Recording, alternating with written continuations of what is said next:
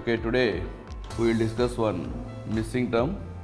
See, observe the number series 4, 53, 54, 135 and question mark. So you have to find what will come in place of question mark. First of all, you should identify how the number series is there. 453 కావాలంటే 49 add చేయాలి. 53, 54 కావాలంటే +1 add చేయాలి. 54, 135 కావాలంటే 81 add చేయాల్సి ఉంటుంది.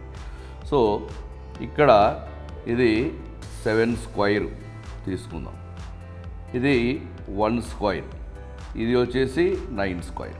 So దీంతో మనకి ఏ series identify కావట్లేదు. సో దీన్ని మనం ఏమనుకోవచ్చు అంటే -7 whole square. So -7 whole square is also nothing but +49.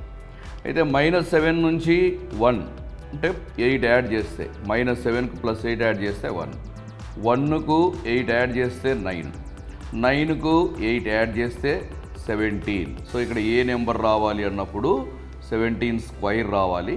17 square అయితే 289 మనం యాడ్ చేయాల్సి ఉంటుంది.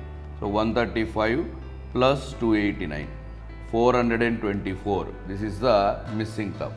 సో ఇక్కడ మనకు రావాల్సిన మిస్సింగ్ టర్మ్ వచ్చేసి 424 అవుతుంది.